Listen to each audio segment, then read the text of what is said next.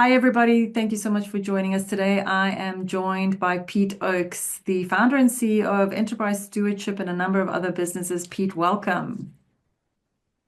Dylan, great to be here. It's a privilege. So, Pete, I always start by asking my visitors to give me their elevator pitch. So, if I met you in an elevator and we only had a few seconds going to the next floor, and I say, hey, what do you do? What would you say? I would tell you that we inspire and equip business owners to build flourishing businesses that last a long time.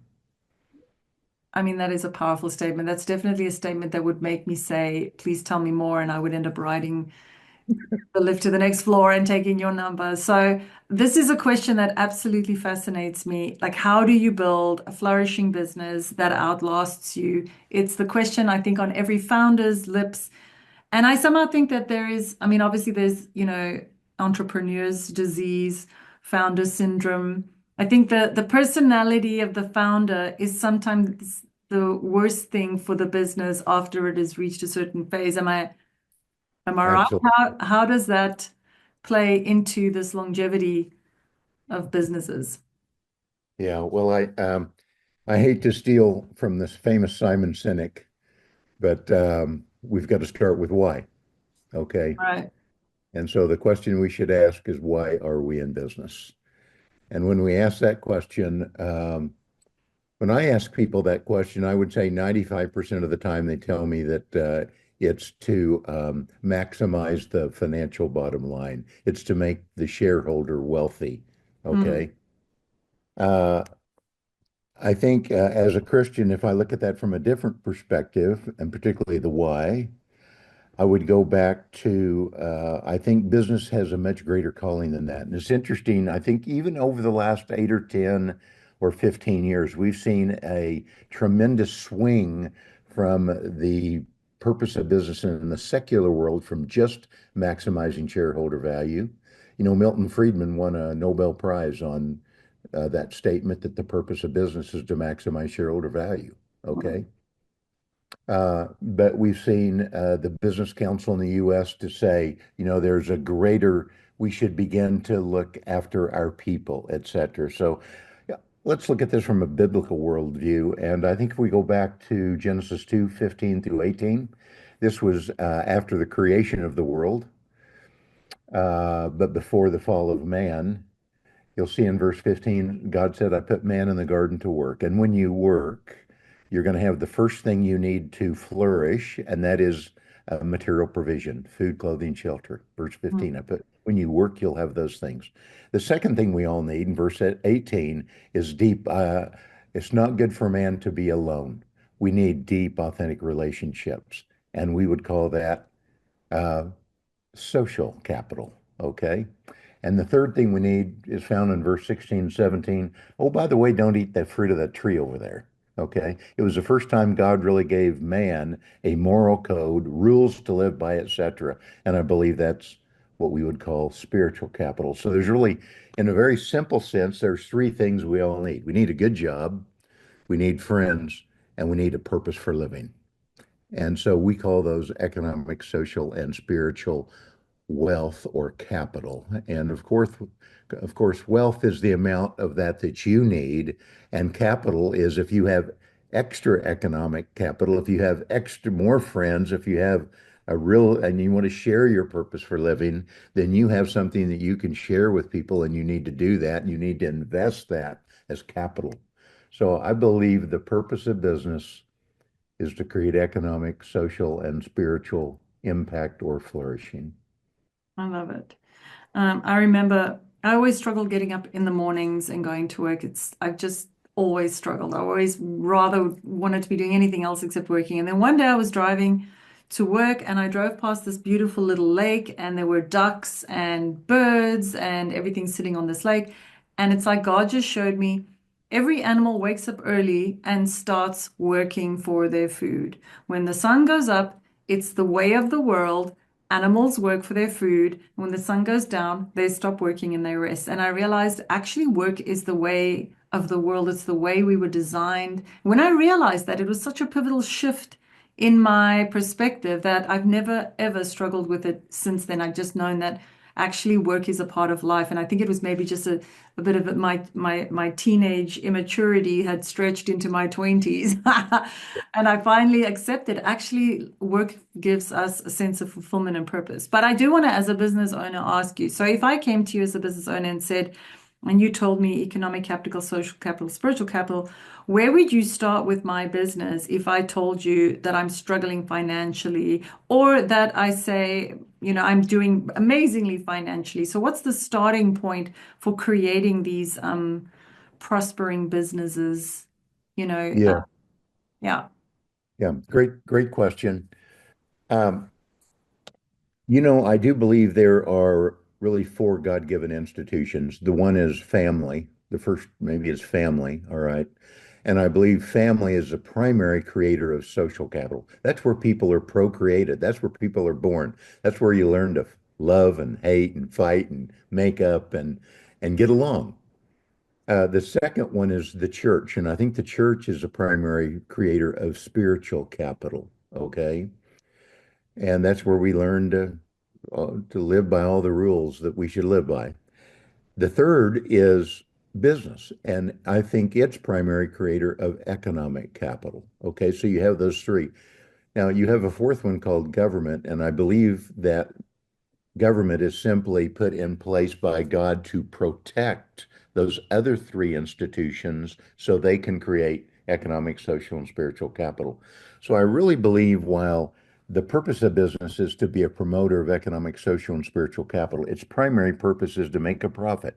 Okay, so if we're not making a profit, we have the saying that no margin, no ministry. All right. If you don't make money, how can you treat your people well socially?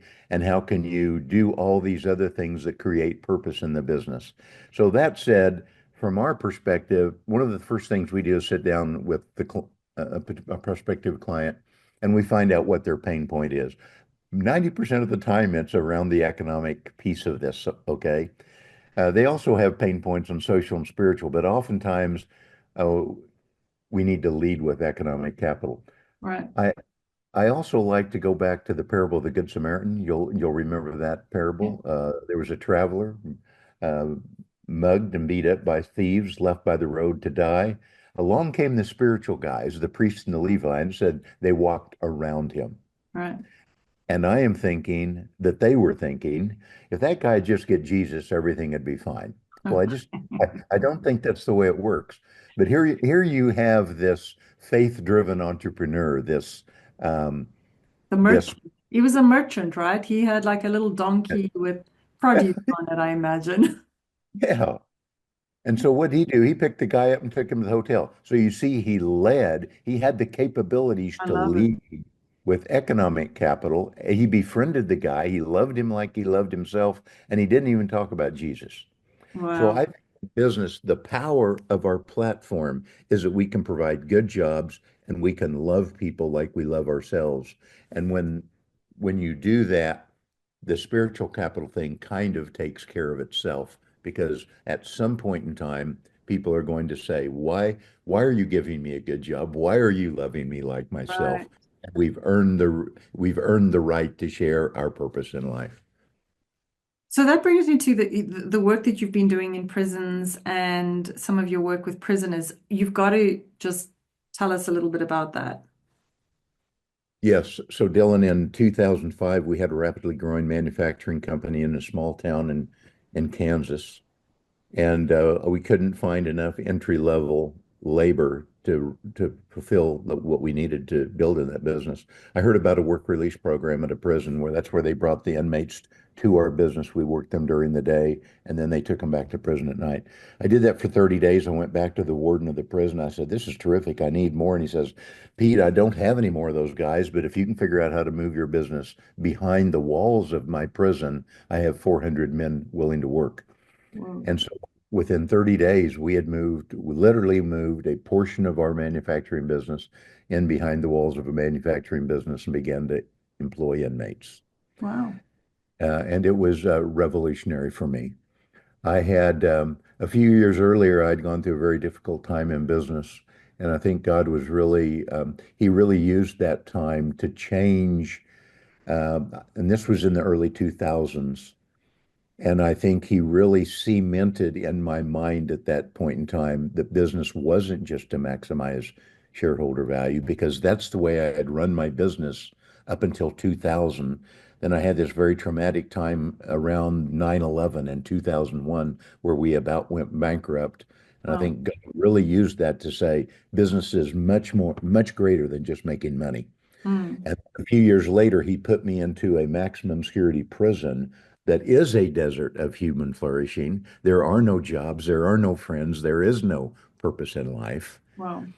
And when he put me in the middle of 20 or 30 men, and I began to give them a job, and I saw what a job did for them. I hadn't, to your point of not wanting to go to work, but driving by this lake, when we began to provide these men jobs and and and ask them to do great things and to Mm, uh, create with God, as it were.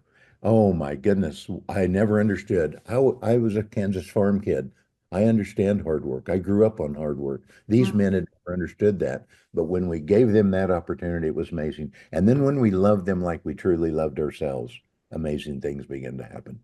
Wow. And I've got some of the links of some of the testimonies. We can share that um, in the comments below. So so I wanted to just touch on the structure that you've created with what you call enterprise stewardship. Now, your business is enterprise stewardship. One of your businesses, enterprisestewardship.com, and this is where you teach other business owners, the principles that you have learned through life that to become a successful entrepreneur and to create value as an entrepreneur and as a business. So talk to us about, the structure that you've created and the program and the framework, is it just, unstructured coaching, or is there a package to it? If somebody was interested in working with you, what could they expect? Yes. So, Dylan, I probably have to go back real quickly and put this in context. I graduated from college and I spent 8 years in the commercial banking business. I had an entrepreneurial itch. So I started an investment banking company where we bought companies for people. Oh, So wow. from 1980 to 2000, we acquired over 60 companies for people. I learned some very valuable lessons of business. And in that process, we began to develop processes where we could analyze businesses, and we began to just break down in our due diligence of that business to see if it was a good business, what made it tick, and what was good and what was bad. Uh, Towards the end of that run, we wound up being able to buy a handful of businesses ourselves, and this was in the 1990s. So in 2000, I exited the investment banking business, and for the last 25 years, we've just run five or six of our own privately held companies in our family office, as it were. Uh, and through that, we began to apply all of these principles and things that I learned doing acquisitions.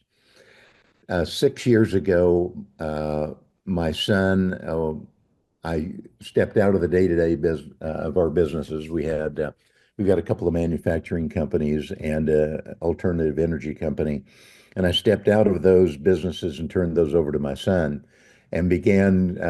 I needed something to do, and so I began to coach young business guys. And very quickly, I came to understand that we needed more of a system, a framework per se, so that they could see what business really entailed. Business is complex and it's messy. It's complex because it's complex, it's complicated. There's Mhm. marketing, there's sales, there's products, there's regulations, there's all this stuff that makes it complicated. And it's messy because it has people in it. Okay. Yeah. So, um, I quickly understood that we needed to fix that. So I hired an assistant, and we spent 3 years really just codifying the way we had done business for 30 or 40 years. And so we have a framework, and that the end goal of what we want to accomplish is to create economic, social, and spiritual flourishing. We want your business to be in the top 20% of its earnings. We want you to be a place that is known in the community as a great place to work. And we want you to be a principal business driven business that, can be a winsome witness for the gospel, as it were. And it's really built around four foundational pillars called purpose, strategy, operations, and execution. And purpose is answering the question why I'm in business. So we take people through a process of really making sure they understand why they are in business. We then move to strategy. Who are you serving? If you know, strategy is so important. And you being in the marketing business, you deal with people on that all of the time. Yeah. Who am I serving? And then operations is how am I serving, and execution is what's my impact. So we really build this system around those four pillars. And inside of each one of those pillars, there are processes or systems, and there are people. We call it culture and systems. So you're having to drive home the people piece, which is culture, and you're having to drive home all of these systems, which make the business work really well. Peter Drucker says, culture eats strategy for breakfast. And so culture is really, really important. James Clear in Atomic Habits says, you don't rise to the level of your goals, you fall to the level of your systems. So culture plus systems spread across those four pillars, those four disciplines of business, Mm. help create a flourishing business. I love that. I've been running my business now for 13, 14 years. And 2 years ago, we got this agency mentor, and he started with basically our people. He was hammering on me that my and my business partner's goal is to make ourselves obsolete in the business to the point where the business can run completely without us. And the first part, it's interesting that you put so much emphasis on people, because he said, if you hire good people, expensive people, good people, the right people who are a culture fit for the business, you can start to step back and focus on the things that only you can do, and they can focus on some of the other things that you've been doing. And we did that 2 years ago. And I must say, it's absolutely, I can start to feel it now that for the first time, I'm really able to just hone in on what's important for me to focus on as a CEO. And also, interestingly, the culture part, I don't know if this is related to culture or not, but we've also identified that we don't want tourists in our business. We don't want the chicken at the breakfast table. We want the bacon, the pig at the breakfast table. The pig is committed to the breakfast, where the egg just, Exactly. just gets laid and every single day, and the chicken's not committed. And we want bacon. We want to hire people who are bacon and that Yes. really care about our success and really are invested in our business. And since we've identified that, it's absolutely transformed, our culture and the people that we hire, people, really good people that really care about our success. So I thought it's very interesting that you have so, closely associated, the people and the people impact with economic impact. And I think business owners will just want to look at the bottom line, but it's people that create the bottom line at the end of the day. Yeah, exactly. If we go back to that bottom line just for a minute, if all you do is give people a job and give them a paycheck, in other words, give them economic capital, I believe we are exploiting them All as right. people. And we exploit them by either paying them too much, or we can exploit people by paying them too little. I Mm, have many friends who work for large companies, and they've sold their soul to the company store mm, because the incentive packages are so high that wow. they lose their families, they lose. It's terrible. So if you only pay people a paycheck, you exploit them. If you love them like you love themselves and become a friend with them and Mm, add the social capital piece to it, so mm, you get good economics and you also love them, give them the social. I believe exploitation turns to respect, okay, mm, which is really important. But if you add the third part, spiritual capital, and give them a reason for living, a purpose for working in your business, all of a sudden you move from respect to blessing. oh, So wow. you can move from exploitation to respect to really truly blessing people. And when you do that, that's when a powerful business happens. That's That's amazing. when that's when culture really takes hold. I can see you've put a lot of thought into it, and I think it's just so multifaceted, all the different nuances and layers, and you've obviously given it a lot of thought. And it's interesting that you've named this whole thing enterprise stewardship. So just unpack the words enterprise stewardship, the stewardship word. Why is stewardship so important? Yes. Let me start with enterprise. Okay. So an enterprise is really a bold and important initiative to create impact. It's a bold initiative to create impact. That's an enterprise. Stewardship is the faithful management of another's possessions. So enterprise stewardship, I believe we should be faithful managers of an important project or an important initiative because we want to have impact. If I go back to the word enterprise, if I ask you the question, Dylan, is your family an important initiative created for impact? You would say yes. Is your business an important initiative created for impact? Yes. Is your church an important initiative? Or is Dylan an important initiative created for impact? You see, have all these, the reason we call it enterprise is I believe these foundational structures and principles that you put in place work across all of these different enterprises. And then if you truly understand that you're not the owner, you're just the steward, um, Mm, it totally changes the way you look at that enterprise because you truly are then working for a greater purpose. wow.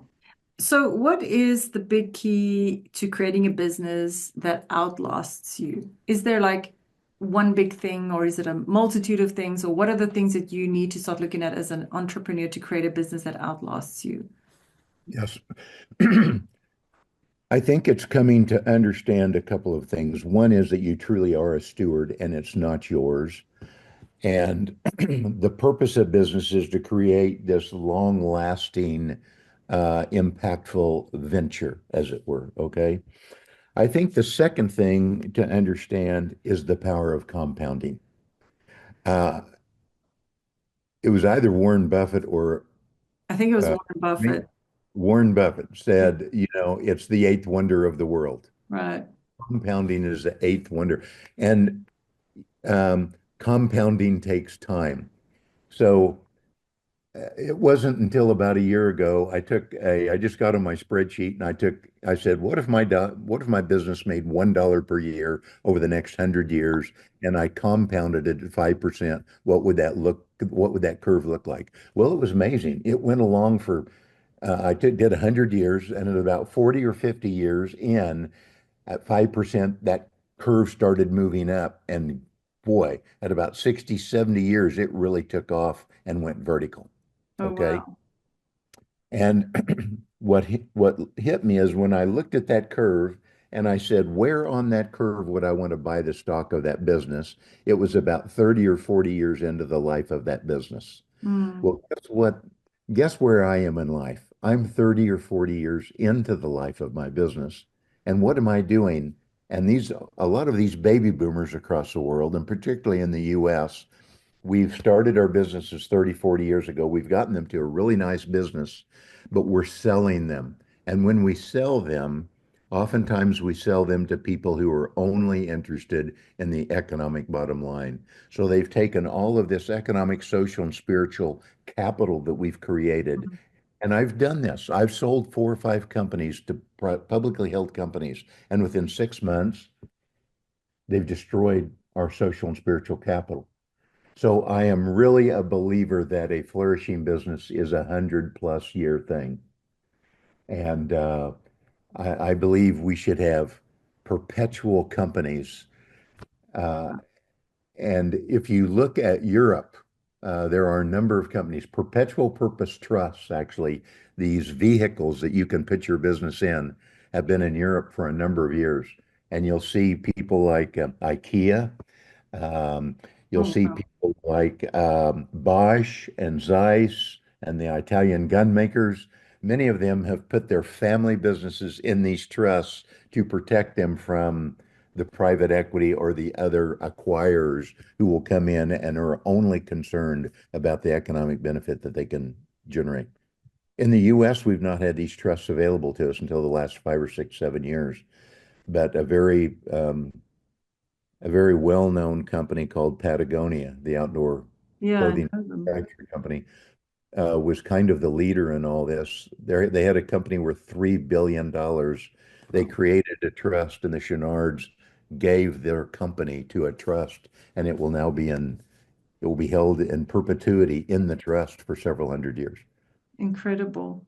So you touched on this word purpose, and I think that brings us to the spiritual capital part. And I think purpose for me is one of the hardest things to know as a person, and I think it is one of the key drivers for human beings is to know what is my purpose? Why am I here? So the spiritual capital, the spiritual impact, the purpose side of things, how does a human being begin to understand what their purpose is in life? Yes. I think it starts by asking a couple of questions. One question is, why do I exist? Why in the world am I on the face of this earth? Okay. And I think the second question that comes along right behind that is, will it matter that I have lived? Mm, yeah. And too often, I think in life, and particularly in societies where we are flourishing economically, particularly Europe and the United States and um, some of those companies, we're even now seeing that in, Southeast Asia. People are, um, 2 billion, there's 7 or 8 billion people on the face of the earth. 2 billion of those have been brought out of poverty primarily due to capitalism. Okay, free market capitalism. Mm, And the number of poor are much less than they used to be.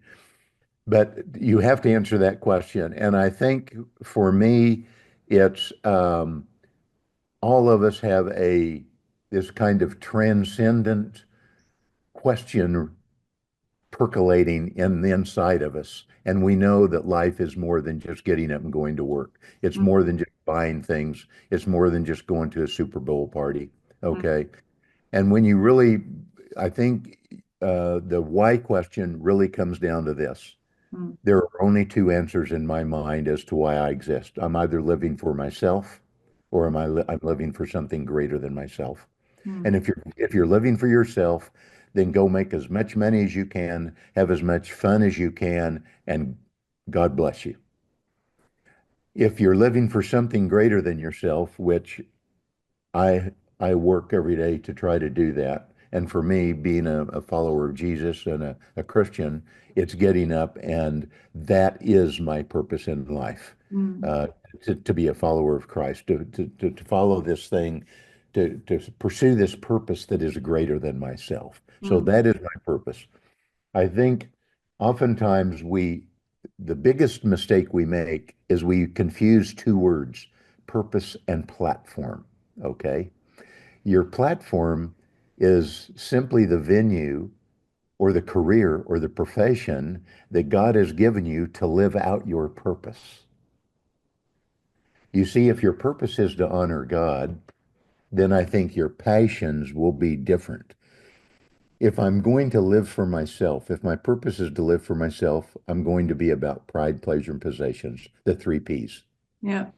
But if I'm living for something greater than myself, then my passions are going to be service to others, excellence for God, and I'm going to be a good steward. I'm not going to worry about possessions. And consequently, the last thing we have our purpose, we have our passions, and we have our platform. Your platform is simply your job, your career. It's the venue that God has given you to live out this this great purpose with these great passions of service, excellence, and stewardship. And then you apply that to your platform, and your platform is going to have great meaning because it should create, back to the beginning of our conversation, economic, social, and spiritual flourishing. Amazing. I think that's very, very well put. I I just know that as someone who follows Jesus, I don't have a big empty hole here. I don't have this big empty feeling that a lot of people have. and knowing that my purpose is to love him, and serve other people. Um, and I love the way that you've brought in the platform, and I do that via my platform, impacting people's social, economic, spiritual impact. It all sort of comes back, and it's a lot. What you have described to me is, and I love Excel because I love a table, and I always say that a table solves every problem. So I love a matrix, and what you've Yes. described is a matrix that is so three-dimensional, where everything at the end of the day is interrelated and impacts on each thing, whether you're looking at it this way, this way, this way, or this way, that it's quite profound, I actually think. And Dylan, it's really very simple. Make sure your purpose is to honor God. Hmm. Make sure your passions are to serve people, to be Hmm. excellent, and to be a good steward. And then just make sure your platform is creating economic, social, and spiritual capital. We have a little triangle that, all this is inside of, and It's we on use, your shirt. I think it's on your shirt, right? yes, that's exactly right. Yeah. So here, the gold, the gold triangle is your purpose. That's to honor God. And the three silver triangles represent service, excellence, and stewardship. And then Wow. there's a bigger blue triangle behind that that is the economic, social, and spiritual capital. So It all it's comes a together. very simple way to look at life, and Yeah. I found it to be very impactful for me. Thank you, Pete. In closing, your summary, your when we were chatting before we started recording, you mentioned the philosophy of business and life. What is your philosophy of business and life? Yes. So, I would say my philosophy of life is to honor God by serving people, pursuing excellence, and being a good steward of the things that God's given me. That's my philosophy of life. And then I take that philosophy and I just move it over to my platform, which is my philosophy of business. So I'm going to honor God by loving people, being excellent, being a good steward inside of my business. And I'm going to use that business to create economic, social, and spiritual capital so that I can bless other people. I can be generous with my money. I can be generous with my time and my relationships socially. I can be generous with my faith. And when I do that, I think the end game of this whole thing is generosity. Wow. I wrote an article once called The Paradox of Generosity. My business was busy going down, and I created this thing called Freebie Fridays, where every Friday I went to a startup co-working space and I gave a free talk. I gave my knowledge away for free, and I was basically giving people how to do what I do for a living. I had one on email marketing and one on web design and one on SEO and one on social media. And I thought, you know what, I'm going to give my knowledge away for free and let's see what happened. And my business absolutely took off and I had the best year ever. And I literally was about to go under. I think I had $1,000 in the bank and we were about to go under. Wow. And the business absolutely just did a complete about face. And I wrote this blog called The Paradox of Generosity, which is you think that by giving it away, you're going to lose it. But actually, by giving it away, you receive. Yes. There was a fellow that lived a couple thousand years ago that said, "He who sows sparingly reaps sparingly. He who sows generously, he who sows generously reaps generously." Each man should give what he's decided in his heart to give, not reluctantly or under compulsion, for God loves a cheerful giver. Oh, beautiful. I love that, man. Well said. Um, yeah, I think that's all we've come, I could think I could speak to you for like 1,000 years and just pick your brain. And I think what would be so interesting is to delve into the purpose, strategy, operations, execution, and start to really understand all of that and how it could impact my business. But that's a conversation for another time.